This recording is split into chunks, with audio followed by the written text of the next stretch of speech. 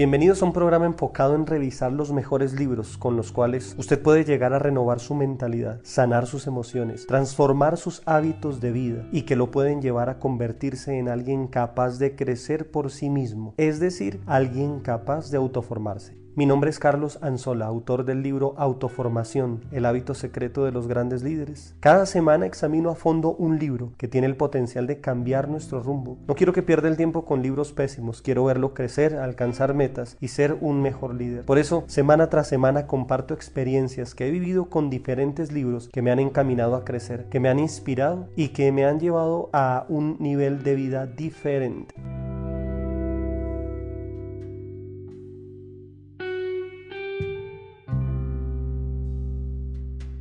El cuidado de los niños es algo que toda sociedad ha defendido, pues son la representación más vulnerable que adoptamos los hombres. Nelson Mandela. Bienvenidos al capítulo 16 de Recomiéndame un libro.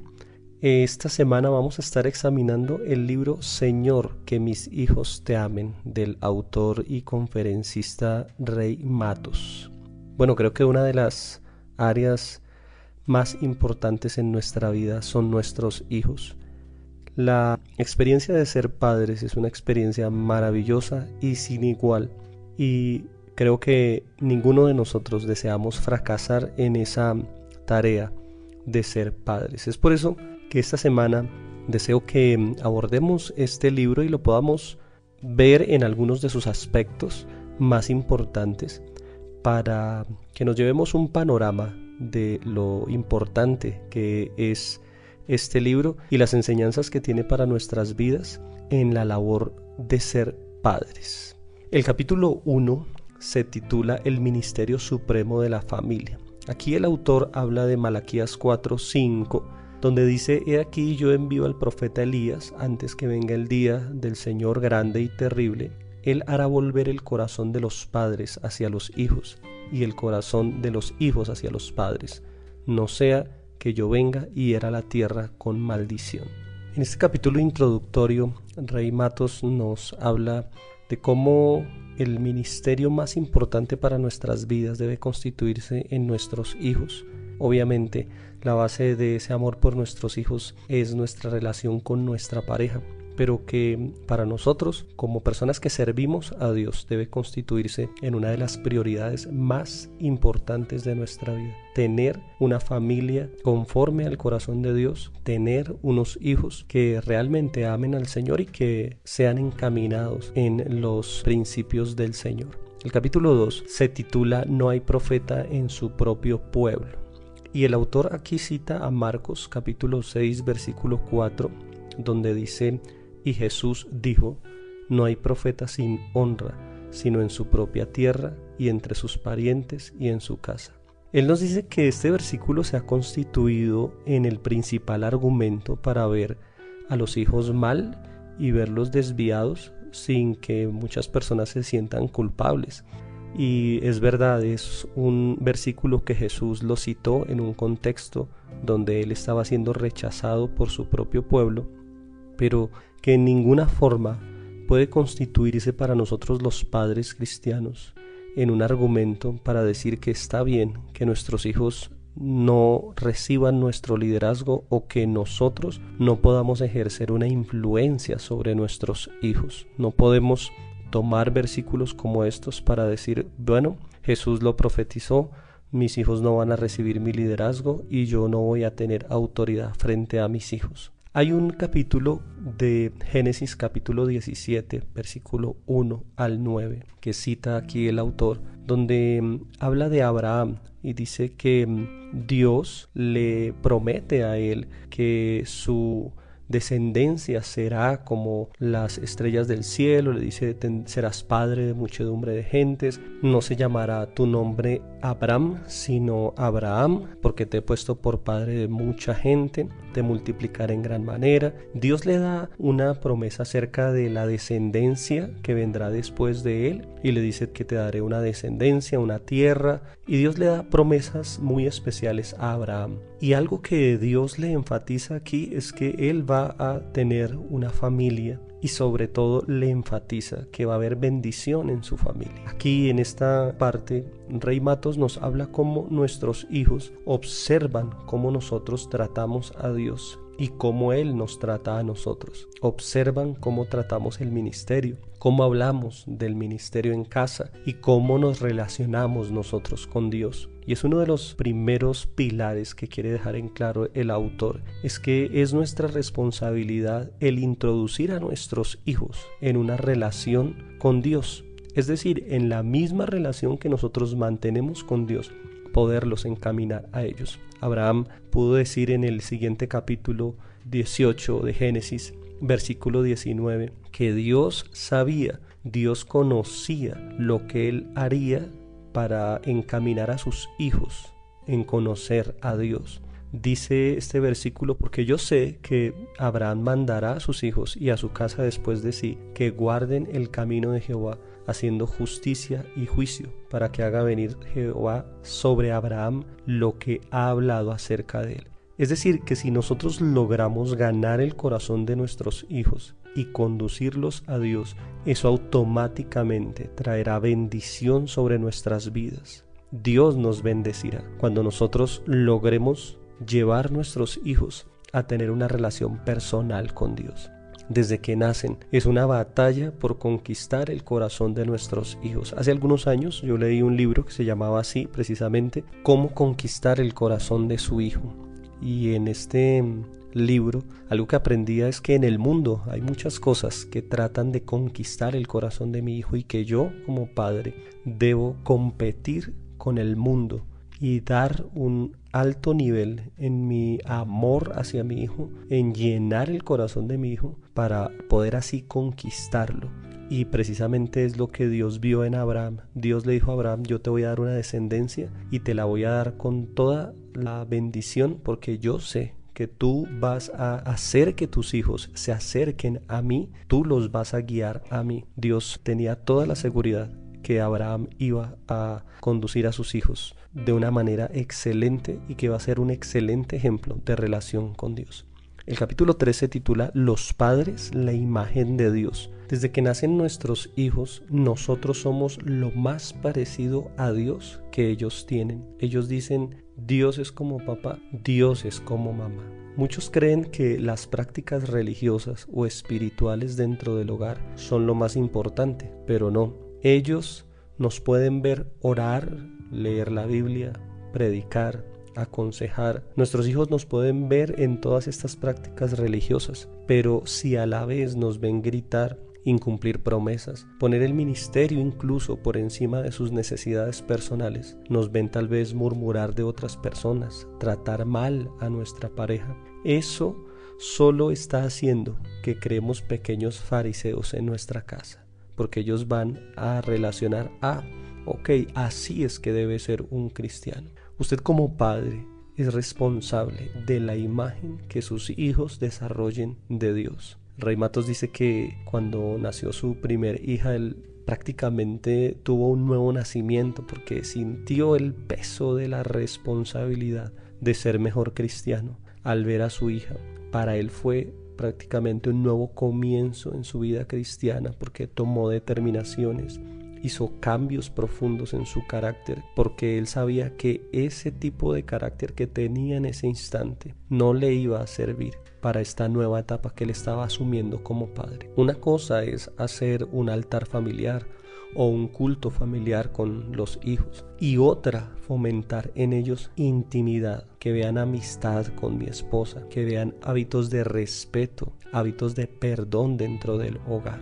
Es decir, que vivamos el evangelio dentro del hogar, que vivamos ese lugar de amor, de perdón, ese lugar donde se practica lo que se escucha en la iglesia. El capítulo 4 se titula ¿Por dónde empezamos? Y aquí habla de Filipenses capítulo 2, versículo 5 al 9, donde dice: haya pues en vosotros este sentir que hubo también en Cristo Jesús, el cual, siendo en forma de Dios, no estimó el ser igual a Dios como cosa a que aferrarse, sino que se despojó a sí mismo, tomando forma de siervo, hecho semejante a los hombres, y estando en la condición de hombre, se humilló a sí mismo, haciéndose obediente hasta la muerte y muerte de cruz. Por lo cual Dios también le exaltó hasta lo sumo y le dio un nombre que es sobre todo nombre. Este capítulo me impactó muchísimo porque Rey Matos dice que una de nuestras prioridades debe ser ganar el corazón de nuestros hijos, y que es la lucha que muchos padres empiezan a tener cuando sus hijos empiezan a crecer. Él dice que nosotros debemos hacerlo de la misma manera como Dios conquistó nuestro corazón. Es decir, rebajándose, inclinándose a nosotros, como lo acabamos de ver aquí en este versículo.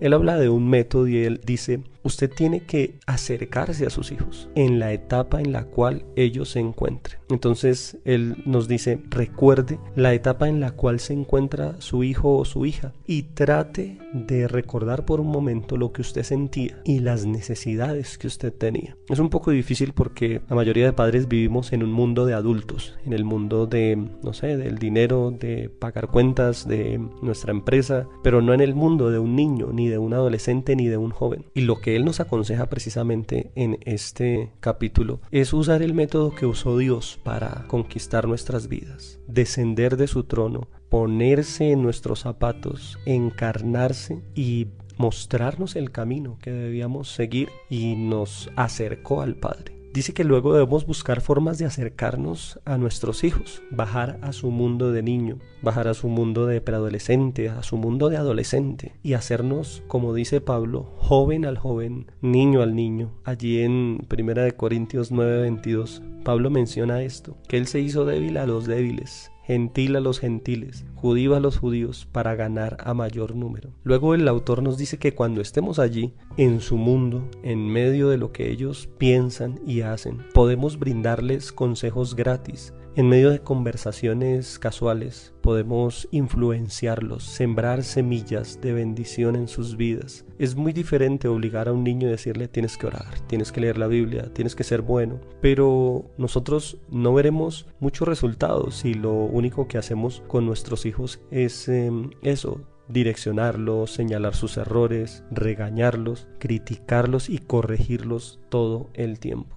El método que nos enseña aquí Rey Matos es acercarnos al mundo de nuestros hijos en la etapa que ellos se encuentren, y teniendo en cuenta que a medida que las etapas van avanzando en nuestros hijos, ellos van cambiando, es decir, ellos son personas diferentes a medida que el tiempo pasa, y nosotros debemos tener la capacidad de discernir que no estamos tratando con un niño, que ya estamos tratando con un preadolescente, que lo que era válido para un niño ya no va a funcionar con un preadolescente, que lo que funcionaba para un preadolescente no va a funcionar con un joven de 20 años, de más edad. Tenemos que acomodar todo nuestro entendimiento de lo que son ellos y aplicar el principio de Filipenses 2. Descender, tener el mismo sentir, no aferrarnos a decir yo soy una persona mayor, yo no tengo tiempo para esas bobadas, yo no tengo tiempo para involucrarme en lo que él está pensando, tal vez en involucrarme en un videojuego que le gusta a él o en un pasatiempo que le gusta a mi hija. Necesitamos descender, humillarnos y desde allí poder influenciarlos, así como lo hizo Jesús cuando vino a habitar entre nosotros. Capítulo 5 se titula Padres estables, hijos estables. Él dice que si trabajas en ponerte al nivel de tus hijos y empiezas a entender sus necesidades para suplirlas, las cosas van a empezar a cambiar en tu relación con tus hijos. El autor dice que es identificarte con el corazón y mentalidad de ellos y seguir calibrándote para poder aconsejar preventivamente a medida que van creciendo. ¿Cuáles son las necesidades fundamentales que los niños tienen para un desarrollo saludable? Bueno, y en general pues son las necesidades de todo ser humano. Rey Matos menciona algunas y son estas: estabilidad y seguridad, disciplina, amor, elogios, importancia, respeto y Dios. Todo el resto del libro se va a centrar en estas necesidades y las va a desarrollar a fondo bíblicamente y con ejemplos personales, y es maravilloso todo el estudio que hace Rey Matos en este libro. El resto de este capítulo trata acerca de la primera necesidad, que es la estabilidad y la seguridad. Lo que menciona aquí Rey Matos es espectacular porque dice que la estabilidad entre papá y mamá prepara con gran eficacia el corazón de tu hijo para que puedas sembrar en él la palabra de Dios. Es decir, que cuando hay amenazas de divorcios, peleas continuas, malos tratos, esto va sembrando semillas de rebeldía y de tristeza en nuestros hijos. Es decir, se va sembrando el pensamiento de que ese hogar se va a acabar en cualquier momento y la seguridad se va, y por el contrario ingresa la inseguridad y abre la puerta a pecados que de otra forma no ingresarían. Nosotros no podemos dimensionar lo alentador y sanador que resulta para los hijos ver a papá y a mamá sentados en el sofá hablando, riendo y disfrutando el uno del otro. A veces creemos que es mucho mejor estar con ellos, pasar tiempo con ellos, aunque es importante, pero muchas veces el único lugar donde los padres tienen intimidad es con la puerta cerrada de su habitación, donde sus hijos no lo pueden ver, y pues al salir de esa habitación muchos padres evitan tener un detalle de un beso, una caricia, una expresión romántica con su esposa, porque pues tal vez los hijos los van a ver con ojos raros o van a hacer algún tipo de comentario. Pero padres, ellos necesitan verlos a ustedes dos unidos. Es lo que más trae seguridad a los hijos, verlos unidos. Nuestra reacción ante los momentos difíciles también provee una fuente de estabilidad con ellos. Nosotros no podemos olvidar que somos los adultos de la casa y los encargados de proteger el hogar y que las cosas no estén descontroladas. Así que una de las necesidades que tienen los hijos es de seguridad, y esa seguridad, más que darla la parte financiera, la relación que ustedes dos como padres proyectan. Creo que es una de las cosas que más nos ha ayudado en nuestro hogar, es poder tener una relación estable y firme delante de nuestros hijos y que ellos nos vean como un equipo para corregirlos, para direccionarlos y para formarlos en la etapa en la que ellos se encuentren. El capítulo 6, equipándonos para servir. Esta parte del libro habla de cómo los hijos agradecen la disciplina porque les ofrece estabilidad. Es decir, que la disciplina los equipa a ellos para poder responder ante las demandas de cada una de las etapas de su vida. Mientras más temprano nosotros empecemos como padres a disciplinarlos, menos estrés habrá, tanto para el niño como para sus padres. Un niño con límites se sentirá seguro para enfrentar la vida, ya que la disciplina desarrollará en ellos el carácter que los hará sentirse competentes. Rey Matos nos dice que cuando un niño empieza a sentirse incompetente en la vida, se resiente con los padres, porque ellos reconocen que fue debido a la permisividad y en algunos casos el temor que los padres empezaron a dejarlo en un subdesarrollo en muchas de las áreas de su vida. Y Rey Matos nos habla acerca de lo que es la disciplina en los hábitos. Él dice que desde pequeños a nuestros niños debemos enseñarles a ser hacendosos, a recoger su desorden. No podemos criarlos con la mentalidad que yo desordeno, mamá recoge, yo desordeno y mi hermano recoge. Necesitamos crear una disciplina para evitar en ellos hábitos nocivos. Y aquí el autor aborda el tema de la televisión, de los videojuegos y otros hábitos que no son malos, pero que si se dejan al manejo del niño pueden llegar a serlo. Por ejemplo, Rey Matos nos indica cómo él llegó a un acuerdo con sus hijos de ver diariamente 1 hora de televisión y cómo ocuparían el resto del tiempo leyendo. Realmente no es saludable para un niño pasar horas y horas frente a la televisión, una tablet, un celular o un videojuego.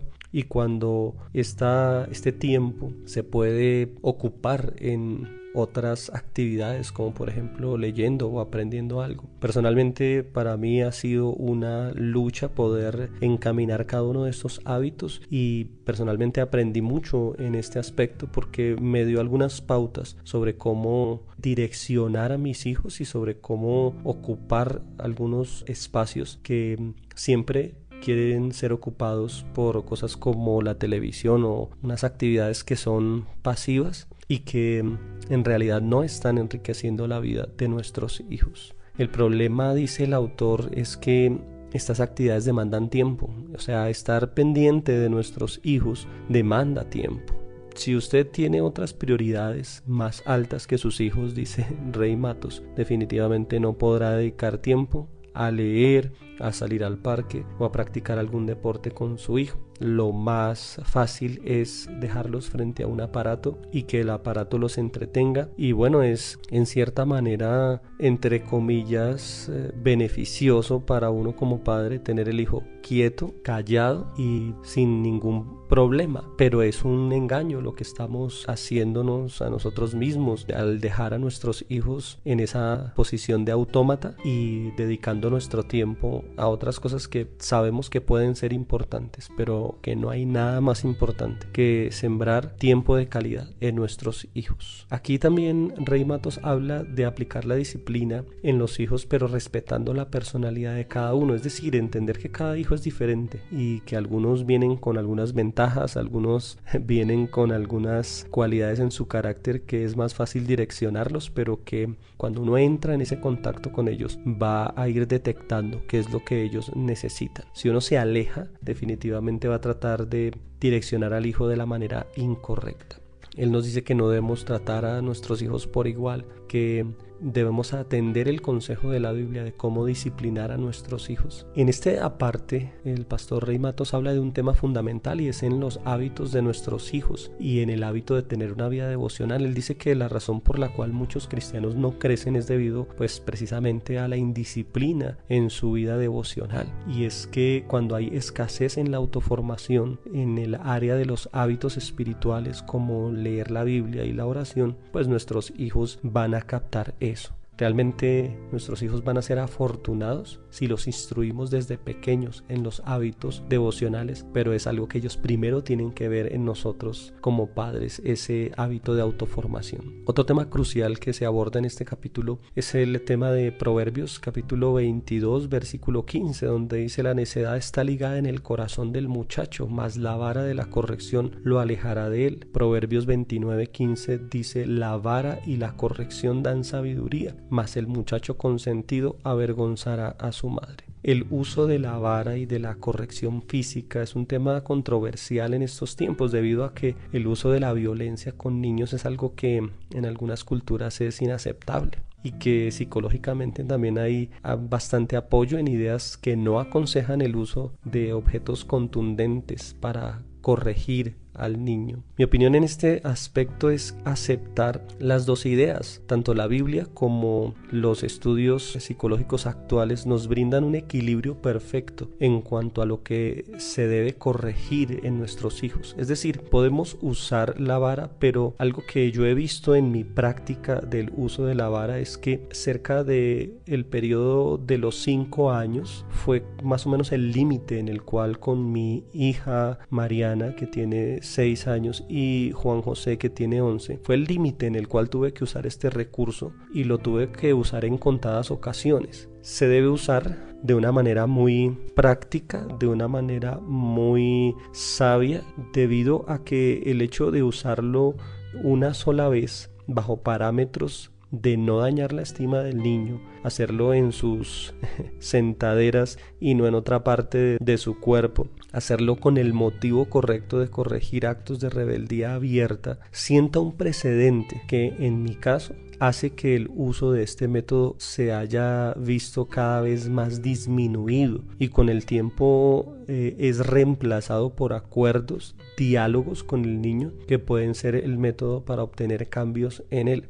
Ahora, actualmente existen estudios muy recientes acerca de la modificación del comportamiento de nuestros hijos, que nos brindan la oportunidad de no usar la violencia en la corrección de nuestros hijos, y que sería bueno que los abordáramos y los conociéramos para poder ampliar nuestro enfoque en lo que es la disciplina y corrección de nuestros hijos. Cuando ellos van creciendo, la disciplina toma forma de pérdida de privilegios, de pérdida de cosas que ellos tal vez aprecian, y que en la medida en que ellos crecen, el castigo físico debe ser reemplazado por esto. Para mí es lamentable escuchar padres de hijos con edades de 10, 12, 13 y hasta 15 años, que la corrección es tal vez algo físico, con correa, con golpes incluso, y pues ya enfrentamientos ya de peleas, y esto es algo desastroso. O sea, no hay forma de corregir de una manera adecuada a un hijo, ni con golpes, ni con agresiones verbales, ni con castigo físico. O sea, esto muestra que la relación ya se ha deteriorado en un punto muy delicado, y estos padres deberían pedir ayuda, porque definitivamente perdieron todo el tiempo de la niñez, de la preadolescencia, para poder entablar una relación sana con sus hijos, y pues ya esto es un método de desesperación. El capítulo 7 se titula El amor, la base de la disciplina. Cabe aclarar que este capítulo que estamos abordando y que habla acerca del amor es esencial, porque es la base sobre la cual se debe aplicar una sana disciplina, y existen formas de aplicar la disciplina. En ocasiones yo he disciplinado a mi hijo de 11 años y he tenido que ser firme con él, pero de inmediato yo le hago saber que nuestra relación sigue siendo de amor y de respeto. Es decir, que en mi caso dejar de hablarle o dejar de servirle a mi hijo no hace parte de la disciplina. Y algo que también nos indica aquí Rey Matos es que es un error dedicar solo un poquito de tiempo a la disciplina de los hijos. O sea, si ellos cometieron un error, ellos sí, claro, necesitan la disciplina, pero también algo que él nos hace entender es que si queremos que la disciplina sea eficaz, debemos dedicar tiempo para que esa disciplina surta efecto, es decir, tiempo de calidad con nuestro hijo, de acompañamiento, para que surta efecto este tiempo de disciplina, y no simplemente dejarlo disciplinado ahí a sus pensamientos, a sus sentimientos, y que pues la disciplina tome otro rumbo. Ahora, no se debe relacionar disciplina simplemente con vara y con golpes, como lo hablábamos hace un instante, sino con experiencias que hagan que nuestros hijos aprendan la lección que dará forma a su carácter. Pues obviamente esto requiere de una planeación, requiere de sabiduría para que estas experiencias sean buenas. Y aquí cabe anotar que nosotros no podemos disciplinar a nuestros hijos como fuimos disciplinados por nuestros padres. Creo que la mayoría de nosotros no tuvimos padres que fueran sabios en esto, que tal vez jamás tomaron un libro en sus manos sobre cómo disciplinar los hijos, y mucho menos leyeron la palabra de Dios para esto. Y nosotros no podemos simplemente, al tener unos hijos a nuestro cargo, entrar a disciplinarlos con el molde que nosotros fuimos disciplinados, porque en la mayoría de casos vamos a estar transmitiendo heridas que nosotros recibimos, es decir, vamos a estar proyectando en nuestros hijos esas humillaciones, esas falencias que hubo en la crianza con nosotros mismos en nuestros hijos. Entonces, a medida que ellos crecen, los tipos de disciplina cambian, y una de las alternativas ya las hablamos, y es la pérdida de privilegios y cosas por el estilo, salidas, etc. Rey Matos dice que es diferente disciplinar a una mujer y a un varón, que nosotros debemos ser sabios en este aspecto, y él nos aconseja que es mejor que las madres disciplinen a las niñas y que los padres disciplinen a los hombres. Él dice que es debido a que cuando el niño, a partir de la edad de los 7 u 8 años, él empieza a reconocer su hombría y que recibe de mejor forma la disciplina de su padre y no la corrección de su mamá. Bueno, esto es algo que yo no sabía y que fue muy nuevo para mí al leer este libro. El autor también enseña que los hijos disciplinados por su mamá tienden a resentirse y a albergar resentimiento hacia las mujeres. Bueno, esto es algo que él dice acá, y bueno, puede ser cierto, porque dice que proyectan cuando son casados este resentimiento, y que van a tener una resistencia a cualquier sugerencia que su esposa les haga. O sea, van a resentir cuando éstas le señalen algún tipo de área por corregir. Y bueno, esto sí lo he visto realmente en muchos matrimonios, y también en mi propia vida. Los hombres resentimos mucho el hecho de que nuestra esposa nos corrija, que se tiene que llegar a un nivel de madurez para uno bajar la cabeza y decir: sí, recibo lo que tú me estás diciendo. Eso lo hablamos en un podcast pasado acerca de lo que eran las relaciones matrimoniales, y esto pues se debe a que el niño o el joven siente que su dignidad varonil está siendo pisoteada. es lo que nos habla Rey Matos. Y bueno, es un tema pues que está súper como para que lo pensemos. No significa pues que la madre no pueda o no deba pues corregir a los niños si pues ella está sola, ¿no? Si es una madre soltera, ella debe ejercer la disciplina y pues tiene toda la capacidad y la autoridad de Dios para hacerlo, pero con algo que nos advierte el autor es no tocar la estima del varón. Es decir, me refiero a que una madre pues puede hacer muchísimo daño cuando se burla de la hombría de su hijo, cuando usa palabras como no pareces hombre, pareces una nena y cosas por el estilo que pueden ya herir directamente la estima del niño. Finalmente, él nos habla de que tengamos cuidado con los eternos defensores de nuestros hijos, es decir, los abuelos, los cuales tienen una tendencia a ser consentidores y a pasar por alto la disciplina o a defenderlos cuando se han comportado mal. Y en ese caso es muy bueno tener una conversación con nuestros padres o con nuestros suegros y pues ponerles a ellos mismos límites y dejarles en claro que ellos no deben interferir en el proceso de disciplina de los hijos, porque pues obviamente son nuestros hijos, que ellos ya tuvieron su oportunidad, pero que en esta ocasión nosotros somos los que dictamos lo que se debe o no se debe hacer con ellos. En mi caso no he tenido este problema, ya que mi suegra es una excelente formadora y bueno, ella cualquier cosa que ve en mis hijos los corrige de una vez y es algo que le agradezco muchísimo. El caso contrario sucedía con mi mamá, ¿no? Ella era extremadamente consentidora y en manos de ella los defendía, les daba todo lo que querían y bueno, son dos estilos de formación muy diferentes que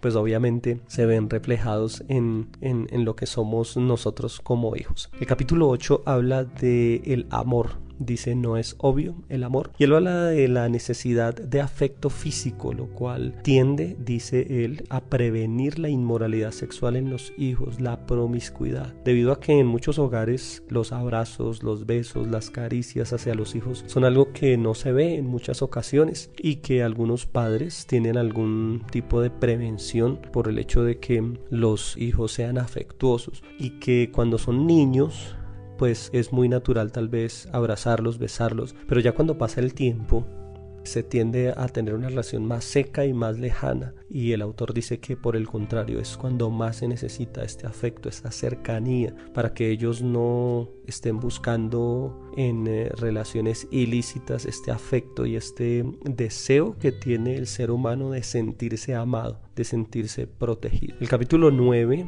finalmente es gánate el derecho a corregir. Y aquí él habla que es de suma importancia que nosotros aprendamos a alabar a nuestros hijos en el tiempo de nuestras conversaciones con ellos, para que no nos limitemos nosotros a tener una conversación con ellos de corregir, de regañar, de señalar lo que hacen mal, que ellos a medida que crecen van necesitando más una relación de amigos, que ellos agradecen muchísimo cuando los tratamos con confianza, cuando les contamos cosas personales, cuando los hacemos partícipes de decisiones, cuando los comenzamos a hacer parte vital de la casa y no por el contrario seguirlos tratando como niños a los cuales hay que, no sé, esconderles cosas entre comillas o tratar temas a escondidas de ellos, sino que en la medida en que nos vayamos abriendo más como adultos, ellos también van a sentir esa confianza. El capítulo 10 se titula Sabrán cuán importantes son y el capítulo 11 dice